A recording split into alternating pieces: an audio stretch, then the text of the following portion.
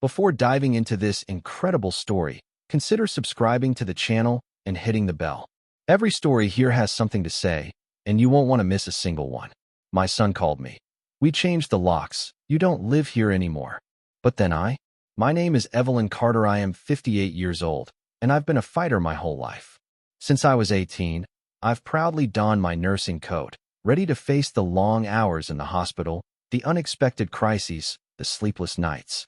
For over 30 years, I've looked out for others, often at the expense of my own health and dreams. Raising my two boys, David and Rachel, alone was the biggest challenge of my life. Their father died when David was 5, leaving a huge void that I tried to fill with all the love and strength I had. I worked 2 jobs sometimes, sacrificing my evenings, my weekends, my moments of rest, so that they would never lack anything. The house I stood in that day, in the heart of a modest Chicago neighborhood, was no palace, far from it. But it was our refuge.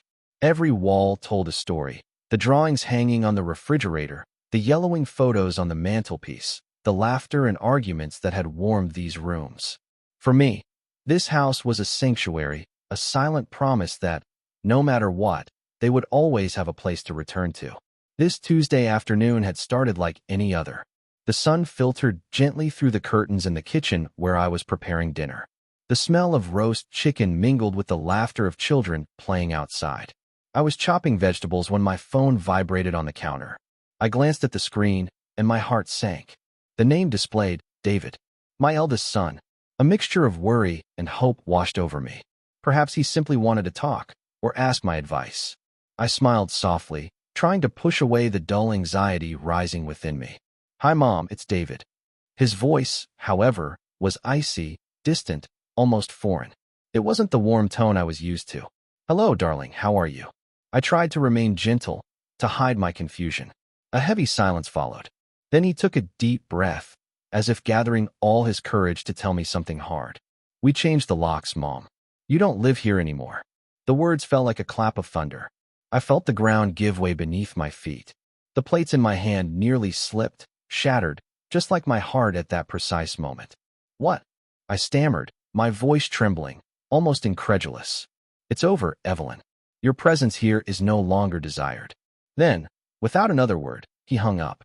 I stood there, frozen, the receiver still warm against my ear, silence falling heavily on the room. That phone call wasn't just a message.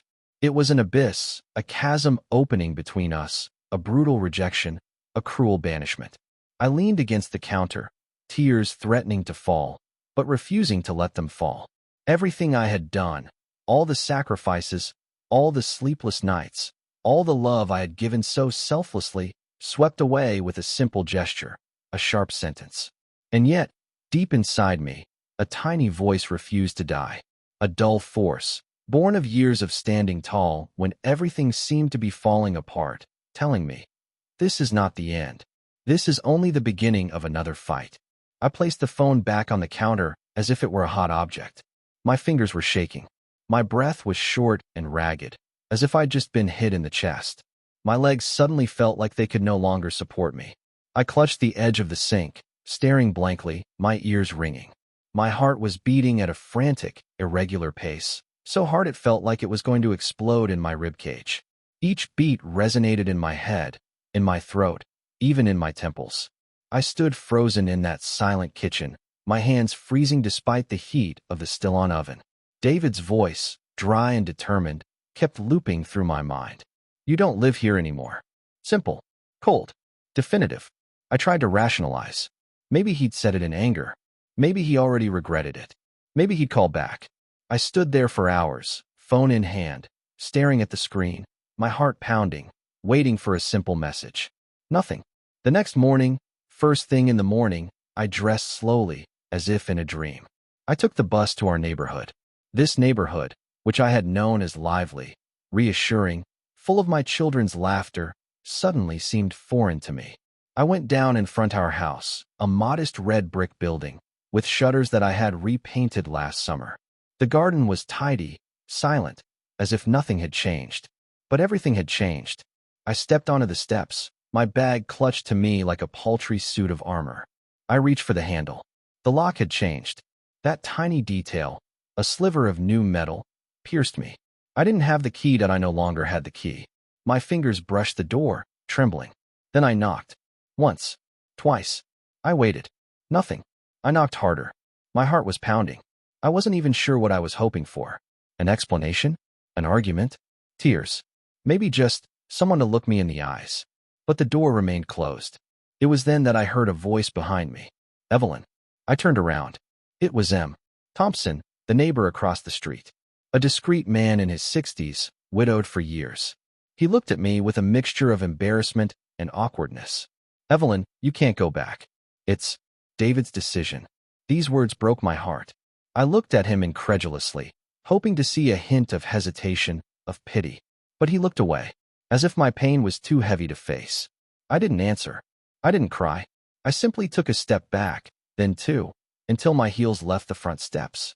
My hands were freezing. My stomach was in knots. I turned around slowly and walked. A walk without aim, with the feeling that the ground was crumbling beneath each of my steps. The house, my home, no longer belonged to me. I was nothing more than a stranger on the threshold of my own life. The following days were a waking nightmare. I woke up every morning with the same thought on repeat. This is not real. But reality kept hitting me. The phone remained silent. No messages. No calls. No word from my son. I tried to reach David over and over again. Voicemails that I listened to again myself, as if to hear the echo of my own distress. David, I beg you, tell me what I did that was so terrible. I am your mother. But nothing. A void more cruel than screams. A silence more violent than any argument. I finally called Rachel, my youngest daughter, my ray of sunshine, my confidant. She had always been more tender, more expressive than her brother. I believed that if anyone could help me understand, it would be her. But Rachel didn't pick up either. She let her phone ring. Sometimes she hung up immediately. One day, she simply wrote to me, "Mom, this isn't the right time. Let us breathe." This message devastated me. Breathe? What? Had I been such a burden that they needed to erase me to feel free? I felt erased, dissolved, erased from their history. Loneliness has set in. Not the one we choose to think. No, the one that eats away at you, slowly, like rust on the walls of the soul. I was talking to myself, checking my phone like a nervous reflex. I walked aimlessly down the street for a long time, my eyes lost in the distance, hoping to come across a familiar face, anyone who would say to me, "Evelyn, it's going to be okay." But no one said anything. Even familiar faces seemed embarrassed, as if I had become the shadow of a family scandal they'd rather avoid. One evening, after barely 3 days without sleep, I took the bus without knowing where to go. My feet led me to a brightly lit shop window, modest but welcoming, Monique Johnson's bookstore. Monique and I grew up together in the same South Side neighborhood. She had this calm light in her eyes, the kind of woman who listens with her whole body. I walked in. I didn't even have to speak. She saw my face, my hunched back, my blank stare, and she knew. She opened her arms. "Evelyn, you are not alone. You don't have to carry all this weight alone. Come on." I collapsed into her embrace, like a dam breaking. She held me without saying anything, and that was all I needed. That evening, she made me a cup of ginger and cinnamon tea. We sat among the shelves of her small bookstore, surrounded by books with familiar titles, under the soft light of an antique lamp. There was something sacred about that place, a space of peace that pain couldn't completely invade. Monique handed me an old, worn leather notebook with a black pen. "You always knew how to put into words things that others kept quiet." Right, not for them. For yourself. I hesitated. Then I opened the first page. And that evening, between the warm walls of the bookstore, I decided to write. Not to beg, not to explain, not to accuse, but for free myself. The words came in a torrent. The memories, the smells, the forgotten gestures. Sleepless nights in the hospital, watching over patients who were dying alone. The emergency calls I received when David was a teenager and got into a fight at school. The birthdays I had forgotten, not through carelessness, but because I was working one more night, one too many weekends. Abandoned dreams, going on a trip, opening a small tea room, learning to paint. But as the pages turned, the pain became mixed with something else, that force that I thought was lost. The strength of a woman who stood up, despite everything. The strength of a mother who loved to the point of self-effacement. And who, now, was learning to exist for herself again. One autumn morning, as russet leaves carpeted the sidewalk in front of Monique's bookstore, I arrived earlier than usual. The shop was quiet, bathed in a soft, golden light. It was warm. I sat down at one of the small wooden tables, a lukewarm coffee in my hands, my old notebook in front of me. That day, Monique convinced me to read a passage aloud for a few loyal customers who met every week for an impromptu reading club. Come on, Evelyn, just an excerpt. What you wrote is too powerful to remain locked away in these pages. I had reluctantly accepted, still unsure of my voice, still trembling at the idea of existing in front of others as anything other than the nurse or David and Rachel's mother. I stood up, my notebook open to a page marked by a tea stain and a few underlined lines. My voice was shaky at first, as if I were searching for my own words in a stranger's mouth. But very quickly, something changed. The sentences came out with more breath, more confidence. I read the story of a winter night when I had worked 16 hours without a break, only to come home to find David in tears, broken by an argument at school. I spoke of my exhaustion, of my feeling of invisibility, of that moment when I understood that love was not always enough to fill the void. When I looked up, the room was silent. Some people had tears in their eyes. Monique looked at me as if she were seeing a version of me she had always suspected, but that I had never let appear. And that's when a man stood up from the back of the room. Tall, elegant, in his 50s, wearing a charcoal wool coat. He had listened from beginning to end, motionless. He approached slowly. Mrs. Carter, I am Mark Reynolds. I run a small publishing house in the West End. I came here by chance to buy a book for my sister. But what you just read. He stopped for a moment, his eyes moist. It's more than a story. It's a naked truth, a slap in the face, a mirror. You have to share it. I want to publish your story. At first, I thought it was a joke. I wasn't a writer. I was simply a woman who had lost everything, and who had scraped together a few pages to survive. But in the following days, Mark returned. He read my entire notebook, every page, every crossing out, every dried tear between the lines. And he kept his word. Over the next few months, we worked hand in hand. He guided me with gentleness and respect.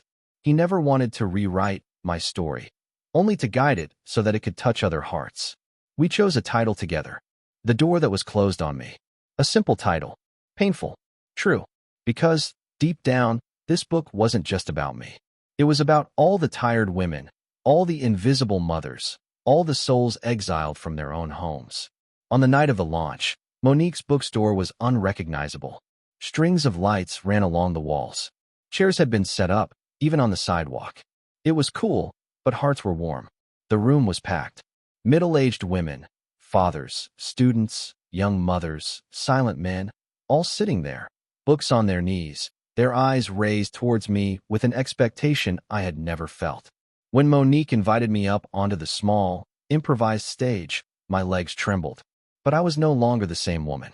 I was no longer broken. I was standing, and free. I spoke. I spoke about pain, loss, but also hope, reconstruction, and the power that words have when they are allowed to exist. And yet, despite all this beauty, David wasn't there. I looked for him. Every time the door opened, I hoped to see his silhouette. But he didn't come, and it left a void that even applause couldn't fill. A week had passed since the launch party. Monique's bookstore had returned to its calm. The commotion had subsided. The flowers offered by readers were slowly wilting in their vases by the checkout. The book was selling well, it seemed. Messages from strangers arrived every day, full of gratitude and appreciation. But deep down, something remained hanging. A silence. A name. David. I didn't know if he had seen the cover, if he had dared to read a word, if he was even more angry with me, or if he had simply forgotten about me. I spent my evenings in a strange calm, neither completely happy nor unhappy either. A limbo where one lives without knowing whether one is hoping or protecting oneself. Then one evening, as I sat in Monique's living room with a cold cup of tea in my hand, my phone vibrated. Just a vibration. No calls, no group notifications. And message direct. The name appeared on the screen, David. My heart stopped for half a second. My fingers froze over the screen. I hesitated. I was afraid to open it, afraid of what I was about to read. And then I slipped my finger. The message read, "Mom, I read your book." I cried. I'm sorry. Can you forgive me? I want to see you again. 6 phrases. 6 sentences to break months of silence. To cross this wall he had built between us. To kneel, perhaps. To reach out. I stayed immobile, phone in palm, eyes unfocused. Everything around me seemed to have stopped. Monique, sitting at the other end of the room, looked up at me, silent, respectful of this moment. She didn't ask for anything. She didn't need anything. She knew. I reread the message at least 10 times. Each word hit me in a different place. I cried. I'm sorry. I want to see you again. It was true. It wasn't an arrogant request, nor was it an easy forgiveness. He hadn't said, forget it. He had said, forgive. And that made all the difference. I stood up slowly and walked over to the window. Night was falling over Chicago. The streetlights were coming on one by one, and the cars were driving by silently, oblivious to the quiet storm playing out in my heart. I thought about all the nights I spent waiting for this moment, to all the scenarios I had imagined, his excuses, his justifications, his silences. And now that he was here, now that this mane invisible had landed timidly on mine through a screen, I had no more anger, no more resentment, only this old pain, become sweet, mixed with an unalterable love, that of a mother. I took a deep breath, one of those that comes from the belly, as if all my past, all my pain, all my doubts were contained in this single breath. Then, calmly, I typed the words. Slowly, each letter was a step toward forgiveness, a hand reaching across the abyss. David, the door opens when you're ready to build a bridge. I'll be waiting for you. I reread the message, my heart pounding. Then I pressed send. And there, a strange calm came over me, as if I had just expired the weight of 10 winters. Not only those of our distance, but all the silent winters, all the unspoken cold of our history. The first meeting. The appointed day was a Saturday, late afternoon. The air was mild, laden with the scent of damp leaves and burning wood. Autumn colored the world around me with warm hues, as if nature itself wanted to soften the tension of the moment. I dressed simply, a cream blouse, an old pink scarf, and this little beige coat that Rachel had given me one Christmas long ago, when we were still together. There was nothing special in my bag, but I clutched it like a fragile shield. Inside, my heart was beating so hard it felt like a drum in my chest. The cafe was located on the edge of a small park, in a quiet neighborhood, far from the hustle and bustle of the city center. An outdoor terrace lined with climbing plants, wrought iron tables, a few flickering candles on white tablecloths. The place seemed suspended, outside of time. I saw it right away. David was there, sitting alone at a table. His shoulders slightly hunched, his fingers intertwined in front of him. He stared fixedly at the table, as if afraid to look up. He had changed. His features were drawn, his cheeks sunken, his eyes tired. But it was his expression above all, that mixture of fear, shame, sadness, that struck me. I stood for a moment, a few meters away, looking at him without him seeing me. And I felt something slowly give way inside me. Not anger, just an immense wave of bruised love, intact despite everything. I approached quietly and pulled out the chair opposite him. The light clang of metal made him jump. He looked up. Our eyes met. And for a second, neither the past nor the present mattered. There was only this silent, visceral reconnection. The bond. Fragile, but still there. I sat down. Without a word. The silence was dense, but not empty. It was inhabited. Loaded with years, memories, pain, what we never dared to say. David finally spoke. His voice was low, raspy. Mom, I'm sorry. I didn't know how to handle my anger, my fear. I made a mistake pushing you away like that. His eyes shone, without pride, without justification. Just the naked humility of a returning son. I breathed deeply. My gaze met hers, without harshness, without tears yet, just tenderness. That unique tenderness that only a mother can carry, even when wounded. David, I don't blame you. I understand you had your reasons, even if it broke my heart. I placed my hand on the table, open, palm facing the sky. What matters is that you're here now. He hesitated, then gently placed his hand on mine. His fingers trembled slightly. I felt the weight of forgiveness begin to flow between us. You showed me what it means to get back up, he said. Your book, your strength, it opened my eyes. I smiled finally. A hot tear rolled down my cheek, soundlessly. We all need time to heal. This isn't over yet. My voice broke for a moment. Then I continued. But we can move forward. Together. He nodded. Then, in a barely audible voice, did you miss me? I laughed softly, half in tears. Every day, my son. Even when I no longer wanted to hope. And that evening, on that terrace bathed in the golden light of twilight, between 2 cups of warm tea, we started talking again. Not like before. Better. With truth. With slowness. With silences that were no longer ruptures, but breaths. It was not about going back. It was about to rewrite in pairs what had been erased. And under the discreet lanterns of the cafe, an invisible bridge began to be built, stone by stone, between a mother and her son. The light breeze caressed the leaves of the trees around the cafe terrace, but at their table, Evelyn and David were enveloped in a silence laden with tension and pent-up emotions. David looked down, then up again to finally meet his mother's gaze. I want you to know, it was never against you personally. I just had so much anger inside me. Not just at you, but at myself, at everything that was wrong with my life. Evelyn nodded slowly, her trembling hands resting on the table. I understand, David. Maybe I'm at fault too, you know. I've been too quiet about my feelings sometimes. Too busy protecting you to think about myself. He gave a weak smile, his eyes shining.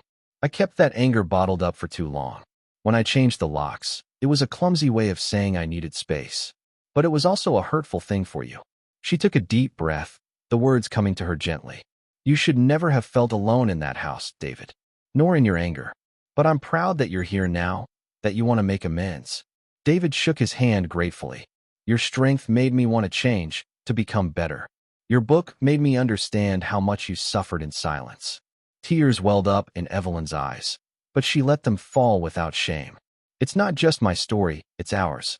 We can heal, little by little, step by step. David nodded, his heart lightening. Thank you, Mom, for everything, for your patience, for your love. I want us to be a family again. They stood there for a moment, hands linked, watching the sunset, knowing that the road would be long, but ready to travel it together. Over the next few weeks, Evelyn and David patiently rebuilt their bond, brick by brick. They laughed again, shared forgotten memories, and learned to listen to each other without judgment. Rachel eventually joined them, finally reuniting the scattered family. It wasn't a fairy tale. There were difficult moments, silences, doubts. But every step towards each other was a victory, a sign that love, even when wounded, can heal. One evening, as they gathered around a simple dinner in the small house Evelyn had found, David raised his glass. To Mom, who taught us strength and resilience. To us, who have finally found our way back to family. Evelyn smiled, moved to tears. To us. Because sometimes the most beautiful door we can open is the one that leads to forgiveness.